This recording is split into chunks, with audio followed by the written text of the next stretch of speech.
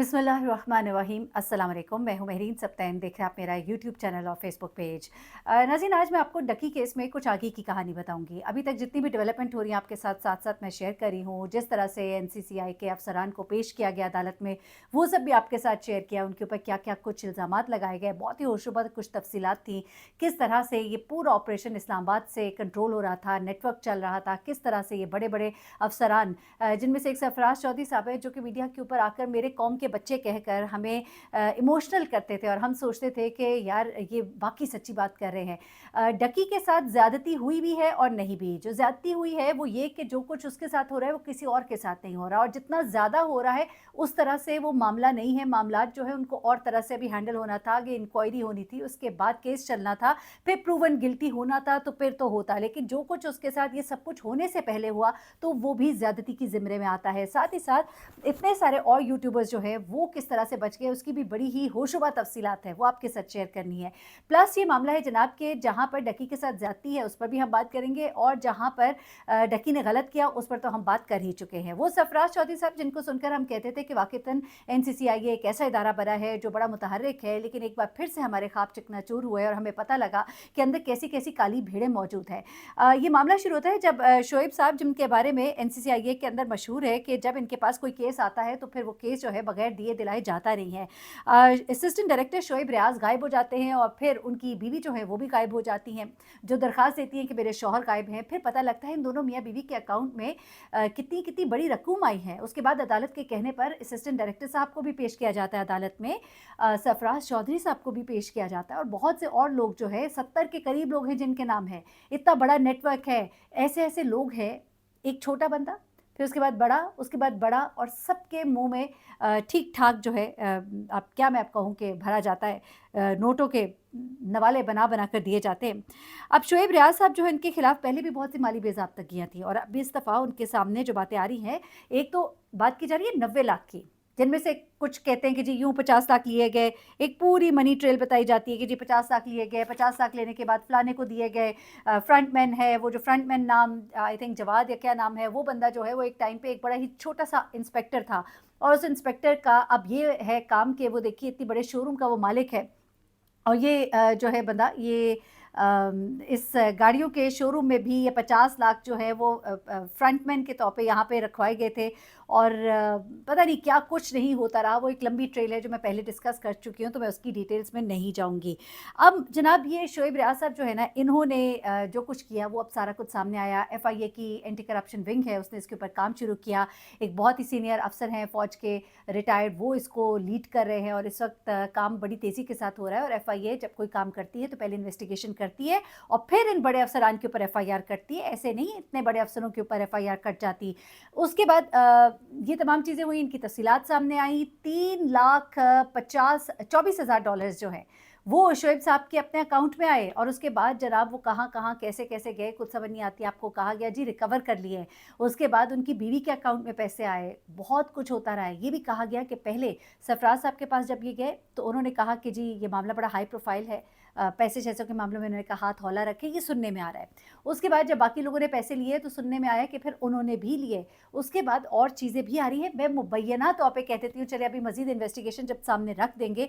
जिस तरह से इनको अदालत में लाया गया, एक बड़ी गाड़ी में लाया गया, अपने भाइयों को बचाया जा रहा है ना, छुपाया जा रहा है, बड़ी गाड़ी में लाया गया, मुँह पे निकाब, आँखों पे चश्मे, सर पे टोपी, आगे इनके अहलकार खड़े हैं कि हथकड़ियाँ नज़र ना आएँ, पता ना लगे कि इतनी बेइज्जती हो रही है। इतने बड़े अफसरान जिनको बड़ा प्रोटोकॉल मिलता था, अब उनको जब इस तरह से लाया जाएगा तो उनको बचाने की कोशिश, छुपाने की कोशिश की गई, अदालत में पेश किया गया। लेकिन अब दूसरी तरफ FIA का एंटी करप्शन विंग है जो कि इसकी बाकायदा तफ्तीश कर रहा है।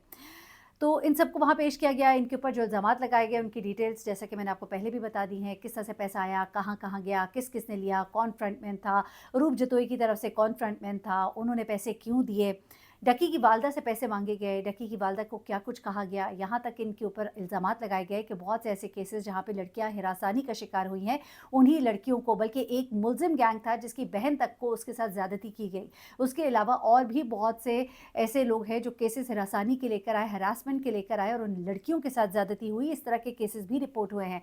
बहुत से अफसरान जिन्होंने इस बारे में कंप्लेन की, जिनके ज़मीर ज़िंदा थे, उन सबको मजबूरन आखिर में चारों नाचार नौकरियां छोड़कर जाना पड़ा।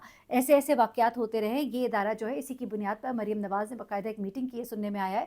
उसमें उन्होंने कहा है कि हम अपने सूबे का अलग से इदारा बनाएँगे क्योंकि हमें अब इस इदारे पर एतबार नहीं रहा है और ये मामलात जो है इनको बड़ा क्लोज़ली मॉनिटर तो किया जा रहा है, लेकिन अब मैं आपको कुछ और बातें आगे की बताती हूँ।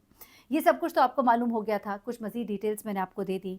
कुछ ऐसे अफ़सरान जवाद जो है वो वही अफ़सर है जो माज़ी में करप्शन इंक्वायरी के बायस मुअत्तल किया गया था और मुअत्तली के बावजूद वो माली सरगर्मियों में शामिल है और इस केस के दौरान भी का किरदार बड़ा ही वाज़ेह रहा है। जवाद नामी शख्स का बताया जाता है कि रकम का एक हिस्सा कार ज़ोन के दफ्तर में रखा गया, जबकि कुछ रकम बराह रास्त शोएब रियाज़ के करीबी शख्स के ज़रिए मुंतकिल की गई। इस दौरान डकी की वालदा से बहुत सी रकम जो है वो तलब की गई और वो बेटे के लिए रिलीफ़ चाहती हैं अगर तो अपनी ये रकम फ़राहम करें। अब ज़रा मैं आ जाती हूँ जनाब के बाकी के जो यूट्यूबर्स हैं उन्हें क्यों नहीं पकड़ा गया और फिर आखिरी बात आपको बताऊँगी कि इस वक़्त डकी को जेल में किस तरह से रखा गया है और मामलात क्या चल रहे हैं। जनाब ये जो बाकी के जितने भी यूट्यूबर्स हैं वो इसलिए बचे रहे क्योंकि उनके वकील हैं मियाँ अशफाक साहब। मियाँ अशफाक साहब बड़े ज़बरदस्त वकील हैं। मैं ये नहीं कह रही कि वो कोई उन्होंने गलत कुछ किया, नहीं। बड़े अपराइट इंसान हैं। अब जो इकरा कंवल, रजा भट्ट और दीगर यूट्यूबर्स जिन्होंने मियाँ अशफाक साहब की खिदमत हासिल की, तो उनको मैं बताती चलूँ कि मियाँ अशफाक साहब तो वही वकील हैं जो अब एनसीसीआई के इन एहलकारों के भी वकील हैं और वो कहते हैं कि जी अगर इन्होंने पैसे लिए होते तो उन्होंने तो पैसे इस मद में लिए थे कि डकी को रिलीफ दिलाएंगे। रिलीफ तो मिला नहीं, इसका मतलब ये है कि मेरे क्लाइंट जो है वो बेकसूर है। अगर वो पैसे लेते तो रिलीफ भी दिलवाते। उसमें उन्होंने कहा कि रिलीफ ये मिलना था कि इनको जिस्मानी रिमांड में कमी होती, लेकिन हमने देखा जिस्मानी रिमांड तो 30 दिन पूरे किए गए। जुडिशियल रिमांड भी उनका जो है आप देख रहे हैं कितना लंबा चल रहा है। तो उन्होंने कहा कि यहाँ पर कोई रिलीफ मिला नहीं, इसका मतलब ये है कि झूठ बोला जा रहा है, इल्ज़ाम लगाया जा रहा है कि हमारे जो क्लाइंट्स हैं मेरे, उन्होंने कोई भी किसी भी किस्म की लेन-देन की है रकम की। साथ उन्होंने ये भी कहा कि जी ये जो मेरे क्लाइंट्स हैं, ये पहले भी बहुत से केसेस करते रहे हैं, मैं इनके साथ काम करता रहा हूँ। ये झूठ बोला जा रहा है कि उन लोगों को उनके केसेस जो है रिपोर्ट नहीं करते। बहुत से इनके ऊपर इल्ज़ामात हैं इन अफ़सरान पर कि बहुत से केसेस आते थे, उन्हें दर्ज नहीं किया जाता था, अंडर द टेबल मामला तय किए जाते थे, केसेस को बाहर से वापस भेज दिया जाता था। यहाँ पर मियाँ अशफाक साहब ने कहा ये सब गलत है क्योंकि मैं इनके केसेस खुद देख रहा था, मैं इनके बहुत से केसेस हैं जो ऑन रिकॉर्ड मौजूद हैं, तो ये इल्ज़ामात भी गलत हैं। तो आप ठीक कह रहे होंगे कि बहुत से केसेस उन्होंने किए होंगे, लेकिन जिन केसेस की बात हो रही है, उस पर बाकायदा इन्वेस्टिगेशन हुई है और मैंने जैसे कि पहले भी कहा कि जो एफआईआर काटी गई है, जिस इदारे ने काटी है, पूरी तफ्तीश मुकम्मल करने के बाद काटी है, बड़े आला अफसरान हैं, उनको यूँ पकड़ा तो जा नहीं सकता। अब उसके बाद जब मेरी बात हुई डकी साहब के वकील जो है वो ये बता रहे हैं कि इनको जो ये पैसे दिए गए थे उसी की बुनियाद पे तो इनको लंबा रखा गया जिस्मानी रिमांड में ताकि इनको वहाँ पे रिलैक्स किया जाए, कहा जाए सब पूछ लिया और बहुत सी चीज़ों में और शायद उतने पैसे नहीं दिए गए जितने मांगे गए।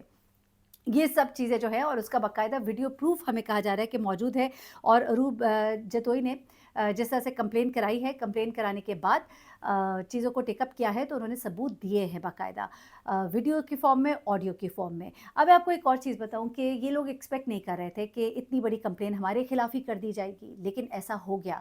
तो अब उन्हें समझ आई कि ऐसा हो सकता है। अब ख़ास तौर पे वो तमाम लोग ख़ास तौर पे जो मैंने कहा कि गलती एक बड़ी हो गई सरफराज साहब से कि हर जगह बैठकर महफ़िलों में कहते थे कि बड़े इदारे हैं इसके पीछे, एमआई का और पता नहीं किस-किस का नाम वो लेकर बैठे होते थे। इस वजह से भी वो रडार पर आए। बात की गई ऐसी जगहों पर, बड़ी जगहों पर कि ये हमारा नाम ले रहे हैं, इंक्वायरी शुरू हुई और ये बुरे फँस गए। ये तमाम चीज़ें भी चल रही थी, ये भी इनके फँसने की वजह बनी, लेकिन अब जो मैं आपको बताने जा रही हूँ जनाब, मियाँ अशफाक साहब वकील हैं इकरा कंवल के, रजा भट्ट के, इन सब के और ये सब जो है कहा ये जा रहा है मुबैना तौर पर कि चूँकि एनसीसीआई के अफसरान के साथ मियाँ अशफाक साहब काम करते रहे हैं, इनके मामलात जो हैं इनको आपस में मिलवाने में या कुछ भी कह लीजिए, गलत काम में मैं नहीं कहूँगी, लेकिन इनको शायद थोड़ा रिलीफ इस तरह से भी मिला हो कि कोई थोड़ी बहुत सिफारिश हुई हो, क्या पता मुबैना तौर पर जो भी चीज़ें हैं। लेकिन कड़ियाँ कुछ ऐसे ही बता रही हैं कि वही मियाँ अशफाक साहब जो कि वकील हैं इनके, यानी कि इकरा कंवल और रजा भट्ट और इन सब यूट्यूबर्स के यही वकील हैं एनसीसीआई के अफसरान के और उनके साथ माजी में काम भी करते रहे हैं। तो इन लोगों के लिए तो आसानी हो गई और ये लोग जिनके ऊपर कहा जा रहा था कि इनकी बारी है, इनकी बारी, हम पूछते थे, हमने हमेशा कहा, मैं हमेशा कहती थी जब तक डक्की ने गलत जो मुझे लग रहा था मैं उस पर आवाज़ उठाती थी, लेकिन फिर हमने बार बार आवाज़ उठाई, भाई वाई ओनली डक्की, बाकी क्यों नहीं? डक्की ने जो किया उसकी सज़ा मिलनी चाहिए, लेकिन उन लोगों को भी मिले जो बाकी हैं।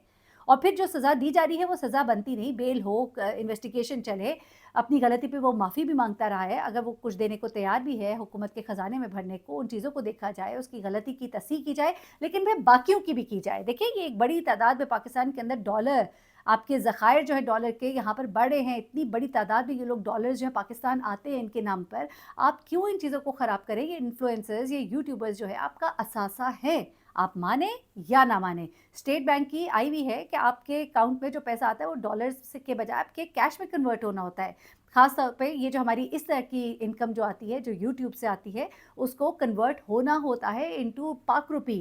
تو آپ کو تو ایک ملک کو فائدہ ہے، آپ اتنا نقصان پہنچا رہے ہیں، یہ لوگ سارے ایک ایک کر کے ملک سے باہر چلے جائیں گے، 1 کروڑ روپیہ جو ہے یہ باہر چلا جائے گا، کروڑوں ڈالر باہر چلا جائے گا۔ اچھا، اب یہ سب کچھ ایک طرف، اب ذرا آ جاتے ہیں ڈکی بھائی کے ساتھ جیل میں حالات و واقعات۔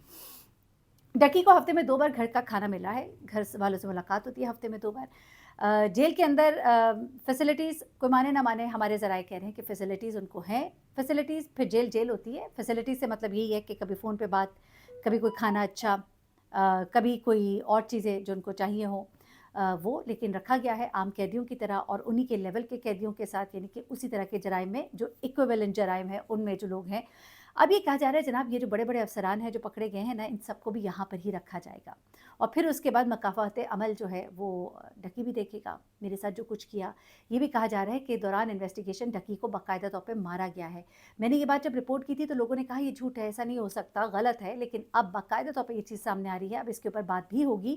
باقاعدہ طور پہ ان کو مارا گیا، اور ڈکی نے یہ کہا کہ مجھے مار کیوں رہے ہیں، میں تو آپ کو ساری انفارمیشن دے رہا ہوں۔ بہت سی چیزیں ہیں، بہت سی زیادتیاں ہیں جن کو چیک کیا جانا ہوگا۔ سرفراز صاحب تو کہتے تھے کہ یہاں پہ بڑے پڑھے لکھے لوگ ہیں، پڑھے لکھے لوگوں کی طرح ٹریٹ کیا جاتا ہے، مارا نہیں جاتا، لیکن اب بہت سی باتیں سامنے آ رہی ہیں۔ یقیناً جب ڈکی باہر آئے گا تو وہ آ کر بتائے گا بھی کہ اس کے ساتھ کیا کچھ ہوتا رہا، شاید اس وقت سے بہت سے لوگ گھبرائیں گے بھی، لیکن اب یہ جو افسران ہیں ان کے حوالے سے کہا جا رہا ہے کہ اب یہ کبھی سیٹ پر، کسی کرسی پر نہیں بیٹھ سکیں گے، ان سے پیسے بھی وصول کیے جائیں گے، ان کی تمام چیزوں کو چیک کیا جا رہا ہے، کتنا مال اب تک بنایا گیا ہے ان سب کو بھی، اور پھر ان کو سزا بھی دی جائے گی۔ لیٹس سی کیا ہوتا ہے اس پر، جو بھی ہوگا فردر میں آپ کے ساتھ شیئر کروں گی۔ اپنا بہت خیال رکھیے گا، دعا میں یاد رکھیے گا۔ اللہ حافظ۔